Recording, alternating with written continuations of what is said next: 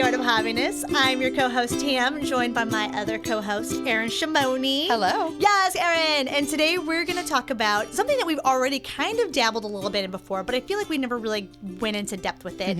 And that is consumption versus production hobbies. Yeah. Right? Because I think we both can agree that when we both were in the early stages of trying to find a hobby before kind of landing into let's do a podcast to explore hobbies, I think we both would agree that we had this mindset that a hobby equals production. Right? That like any hobby that you did had to produce something in order to be considered a hobby. Yeah. Right? I think most the things you think of like crafting or cooking definitely always produce something. Those are like the big top hobbies that people talk about. Absolutely. Yeah. And then I think like as we've kind of gone through this, we've kind of learned that there's also like this other side of hobbies that it's called consumption, right? Right. And maybe we can kind of like give a definition, like a fuller definition for folks.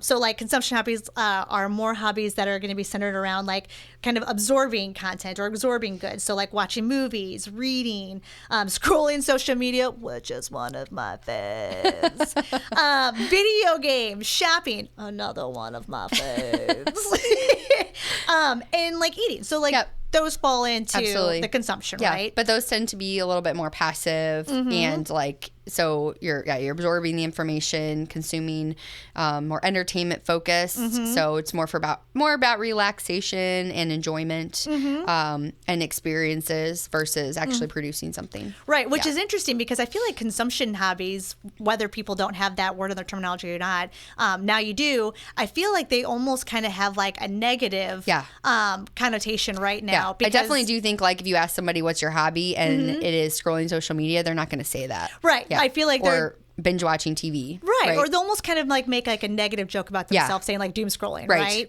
Which like, don't get me wrong. There's definitely, some negatives of like extremes, but I feel like anything you do in life is extreme, right? Like I can't eat all the McDonald's French fries because that's a bad thing. Right. But I can have some McDonald's French fries. Yeah. It's definitely looked down upon. Right. Yeah. So I feel like, it's just more about focusing on how much, right? Everything's everything in moderation, right? Moderate. That's the word I couldn't think of. That's what I'm here for. Thank you, Erin. The yin to my yang. So then, going back to like productive, I know that we probably don't need to explain what, productive hobbies are, but I feel like just because we're in the arena of explaining definitions, that's going to be your hobbies that are going to like help you like build something, or you're going to have results that are like tangible outcomes, like developing skills that then you can like translate across different mediums or different aspects of your life. And those are going to be things that are going to be like gardening, writing, drawing, learning a new language, exercise. Like those are things that, Yeah, and I think traditionally, like those are what people would say are their hobbies, right? Yeah. Anything that's like, so it's more active. Like, like you said, developing a skill and you are actually producing something gives you more of a sense of accomplishment. So, it's interesting. Like, I don't know why that we downplay the consumption hobbies versus, things that are more productive. Because I think there's a place for both, right? Absolutely. Yeah. I think for me, the reason why I probably would have downplayed it before is because I don't think I don't think consumption hobby was a term in my vocabulary, right? I agree. Therefore I didn't associate it with a hobby. So it just was like this thing I did that just lived in like a space, right? And I had no definition of that space. And then because there are people that do the extremes of like, like the term doom scrolling exists, I was like, oh crap, well I can't say that I do that because then that kind of reflects negatively upon me. And obviously I didn't see it as a hobby before, right? So then it was kind of like, well, I'm not really going to talk about that. But I think now that like I'm in this arena where I kind of am learning that terminology, I think I can see how there are some types of consumption hobbies that really are beneficial to you, right? Yeah. Like they kind of provide like you said, like relaxation is a big one, where you can kind of, which I feel like most moms can relate to. At the end of the day, you just want to just sit back for a second, right? Yes, I mean we all need that, right? Just like take a beat, take a breather, and just kind of relax. So I feel like sometimes a little bit of scrolling on social media kind of helps me just like switch a gear a little bit. I think like hobbies, don't need to necessarily produce something tangible to be worthwhile. I think we should value our personal satisfaction and worth like relaxation just as highly, right? They both have a place and a need. Absolutely. And so it's not really fair to say those other things aren't hobbies necessarily. Yeah. And so I think it's just an interesting twist, a way to look at it and help you find, like, you do have, we talk about hidden hobbies and how you probably have a lot more hobbies if you define, Yeah, if you had the terminology in your vocabulary, You probably have a lot more hobbies than you realize. And whose place is it to say whether or not they're valuable? Like, if they bring you fulfillment or something, joy or relaxation, then there's benefit to them, right? Absolutely. Yeah, well, and we also talk about how, like, me personally, I recently learned that, like, community seems to be a pretty high ranker for whether or not I'm enjoying a hobby.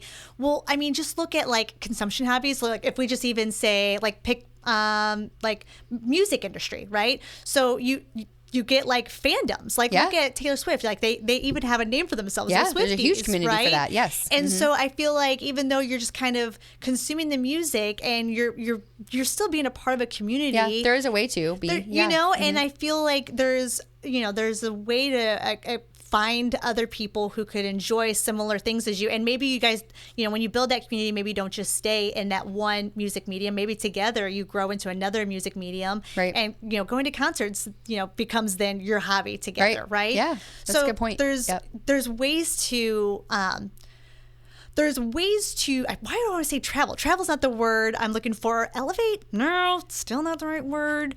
Navigate? Yeah. Maybe navigate's the word. There's ways to navigate hobbies that can evolve. There's my word. Yeah. Where you can evolve into other interests with people just by having a starting point of something as simple as consumption hobby. Yeah, absolutely.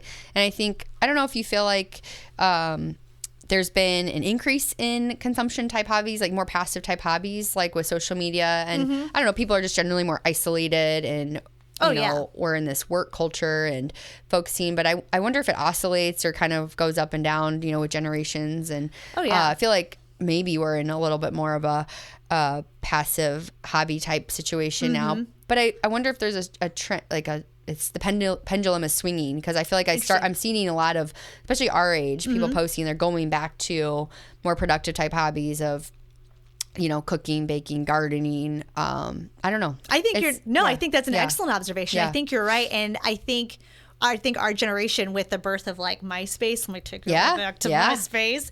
If you start, like, even there, like, I feel like that, like, our generation was absolutely kind of, like, tailored to the consumption hobbies. But again, we didn't have that terminology, right? So we just were doing these things. Right.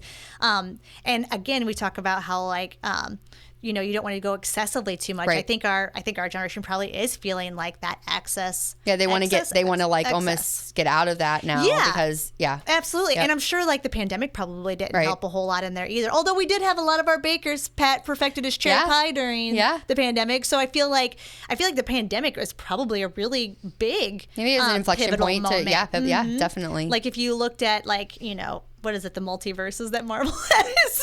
The pandemic created a new timeline for hobby for our generation, right?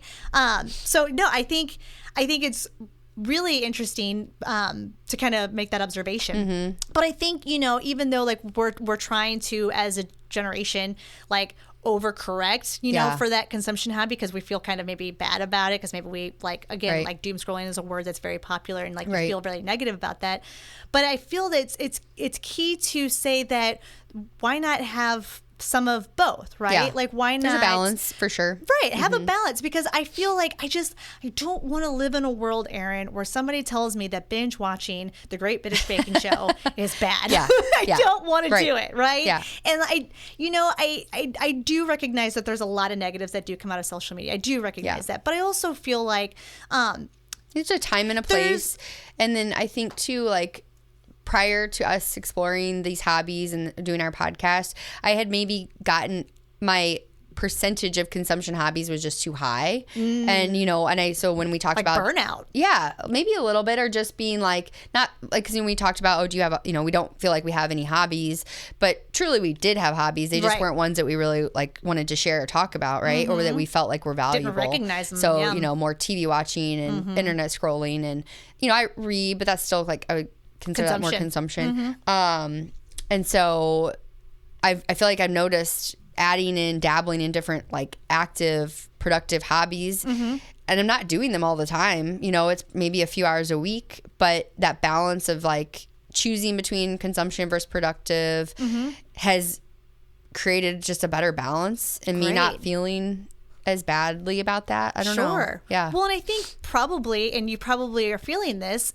just an outsider looking in, if you have some consumption versus production kind of like in your repertoire, you can kind of, if you find that time for that self-care, right. To fill with a hobby time, you can kind of use your mood to kind of gauge which one you should go to, right? Yeah, like if you're feeling like you really want to exert yourself, then you'll go for your productive one. If you want to, I feel like when I go to my productive ones, it's more like I'm really wanting to like feel accomplished or feel like I'm developing a skill because that makes me feel better about myself, you know? And not that I'm necessarily trying to like meet any specific goal, but just learning a new skill, just it gives you value, right? And then there's plenty of days, of course, at the end of the day, put the kids to bed, you've got that like 30 minutes before you have to go to sleep, I'm going to be scrolling social media, don't you? Don't you? Just to, you know, see what the people out there are doing. Just got to catch up, you know? Make sure I didn't miss anything. Well, I think that's good. It's more just about checking out and just like, you know, I don't want to do anything productive at that point. Well, and I think it's just I just think it's just part of our society, right? Yeah, like, definitely. And you want to find something in common with your peers, right? And I feel like we can agree that social media with our peers is the big thing. The binging Netflix is, you know, our peers can relate to that. You know, it's stuff that we can relate to. So I wonder because I feel like I probably would say prior to us having this podcast, all of my hobbies were consumption hobbies. And I didn't recognize them as hobbies, right? Because same. I didn't have that terminology. But like, I wonder as I continue to make more, learn more hobbies that are productive and then kind of find ways to make a well-rounded Rolodex of consumption and production hobbies, will I give more grace to my consumption hobbies? Will I be more willing to claim them as my hobbies because they're not the only thing that defines me, right? Yeah. Like, you know, binge watching the Great British Baking Show is not the only thing that I do with my life. Like, I've got some other hobbies that would, you know, pull me into more, I don't know, I don't want to say interesting topics, but would just make me feel like I'm a more well-rounded person. Right. Yeah, I think I totally agree, and I feel like we're on the same page about that. We've had similar experiences. I do. One thing I'm thinking about is that. Along with this is like dabbling in different hobbies and getting more confident about trying new things, and it almost makes me feel more confident as just a person in general. And so then I don't know, I feel like less like I don't care as much what people think a little bit, maybe. That's awesome. Yeah.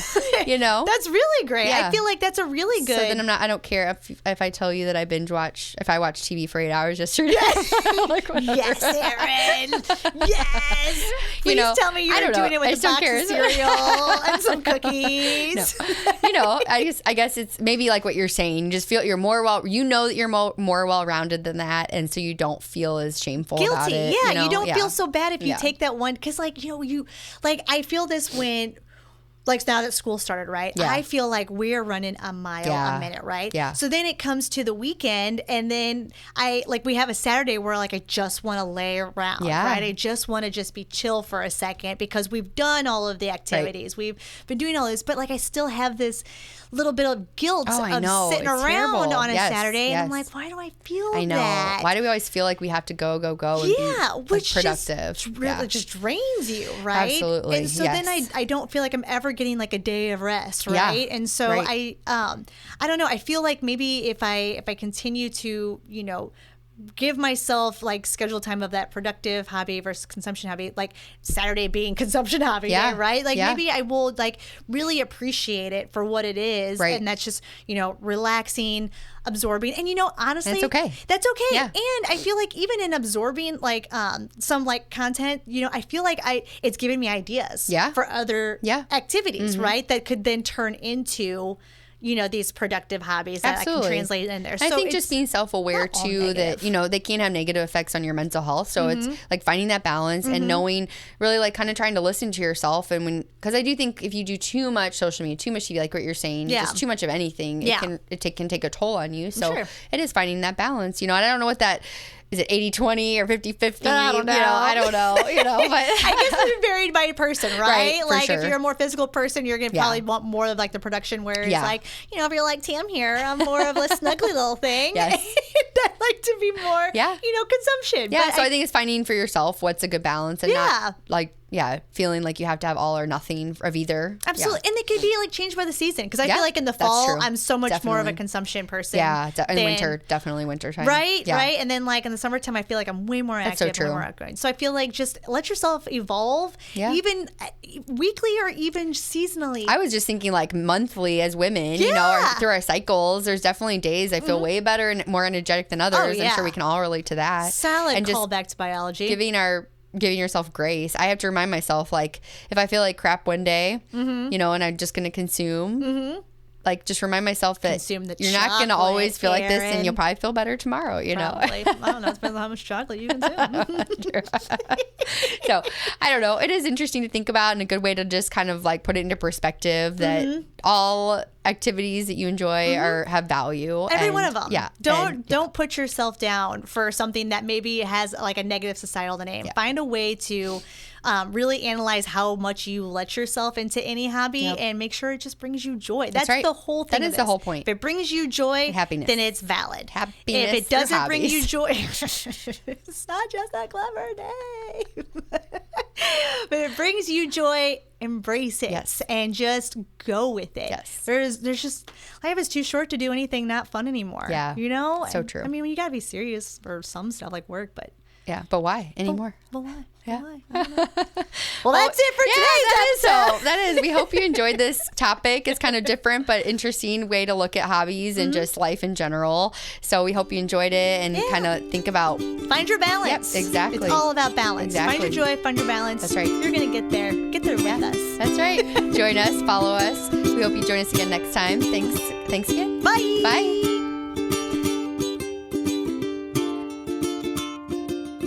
Thank you for listening to The Art of Hobbiness. Be sure to subscribe and leave a review. And for more Erin and Tam fun, be sure to follow us on all socials for behind-the-scenes footage on our journey to find hobbiness.